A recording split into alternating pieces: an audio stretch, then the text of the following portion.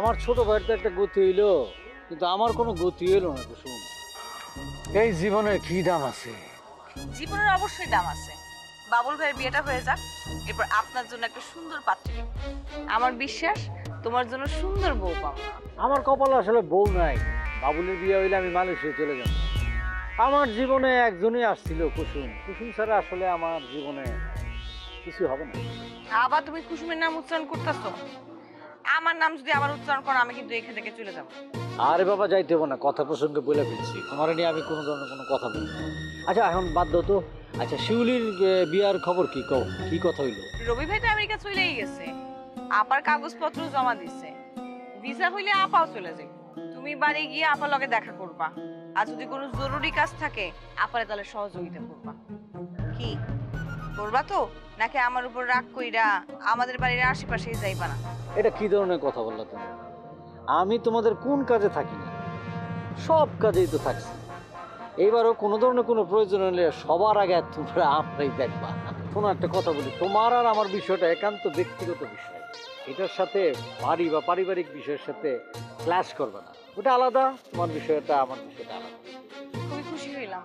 তোমার বাসায় দিতে পারলে আরো বেশি খুশি হতাম। দরকার নাই, তুমি বিয়ে শাদী করো।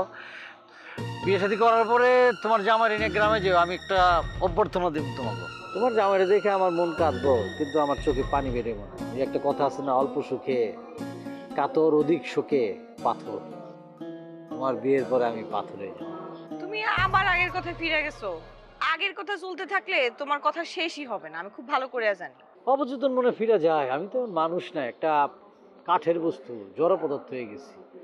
জীবনে কি যে হারাইলাম তুমি বুঝতে পারছো? পারো না। কত বড় আমি স্যাক্রিফাইস করলাম। আমার মনের মানুষ আমার বাঁধন ছেড়ে চলে গেল। এটা যে কি কষ্ট, যে বোঝে, যে ভোগে সেই বুঝে। বুঝছি তোমার সামনে থাকা যাবে না, তুমি সিন ক্রিয়েট করবা। তুমি কান্নাকাটি করলে তো আবার লোকজন নানা রকম কথা বলবো, সন্দেহ করবো। আবেগ আটকানো তো এত সহজ না। তোমার আমার প্রতি আর সে আগের আকর্ষণ নাই। তাই আমার আবেগের মূল্য তুমি দিতে পারবো না, বুঝতেও পারবো না। বুঝতে পারছি বলেই তো এতক্ষণ সময় দিলাম। যাই হোক, এখন আর থাকা যাইতেছে না, আসি। ঠিক আছে, যাও, ভালো থেকো। তুমিও ভালো থেকো। See you again.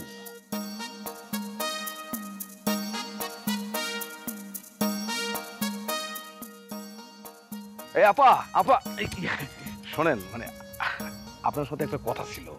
কি কথা আমার সাথে? না কথা মানে আপনার দেখা মানে কষ্টও লাগে আবার ইয়েও লাগে। মানে এই যে আপনি আমার বসের পিছে পিছে ঘুরতেছেন, কোনো ফায়দা তো হইতেছে না। ফায়দা হইতেছে আপনি তো জায়গা মতো হাত দিতে পারেন নাই। তার মানে কি বলতে চাইতেছেন আপনি? না মানে কথা হইলো এই যে আমার বস ইংরেজ সাহেব, যার পিছনে পিছনে আপনি ঘুরতেছেন, তারা বিবাহ করতে চায়, এটা আমি বুঝতে পারি। হয়তো আপনার সাথে তার প্রেম প্রীতি অতীতে থাকতে পারে, এটা কোনো বিষয় না। কিন্তু আসলে কি তারা আপনি বিয়ে করতে চান? মানে কি, কথা ক্লিয়ার করেন। আপনার আমার পিছে পিছে ঘুরতে হবে, মানে আমারও ধরতে হবে। আমি ইচ্ছা করলে আপনার সাথে তার বিবাহ বন্ধনটা ঠিকঠাক মতো জোড়া দিতে পারবো। উনি এমন কোনো কাজ করে যে যেখানে আমারে রাখেন না। আর বিবাহের মতো একটা কাজ করবেন আর আমারে রাখবেন না। আর আমি যদি একটা কথা কয়া বসি, স্যার তো না করতে পারবে না। আর যদি রাজি না হয়, আমার বিশাল বাহিনী আছে, লাঠিয়াল বাহিনী। সেই লাঠিয়াল বাহিনী দিয়া তারা ধুইরায় না আপনার সাথে বিয়ে দিয়ে ছেড়ে দেবো। আপনার সাথে তো একটু ডিসপিসি আছেই, আপনি পরে ঘর সংসার করবেন, সুখী জীবন যাপন করবেন, সমস্যা তো নেই। তার জন্য কি করতে হবে?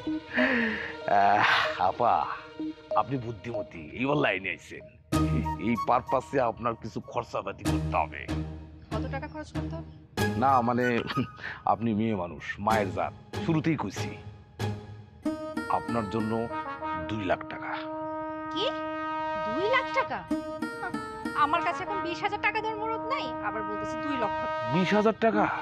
এটাও নাই? আপনার পোশাক আশাক দেখে তো আপনার আমি কোটি কোটি মনে করছিলাম। সি সি সি, এটা আপনি কি বলেন? শুনেন, আমি আপনাকে 10,000 টাকা দিব। আপনি দেখেন চিন্তা ভাবনা করে বিয়েটা করাইতে পারবেন।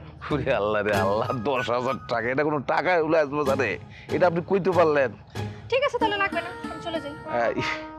মানে যাবেন মানে বিয়ে করবেন না? বিয়ে তো করার জন্যই বলছি, আপনি 10,000 টাকা রাজি হচ্ছেন না?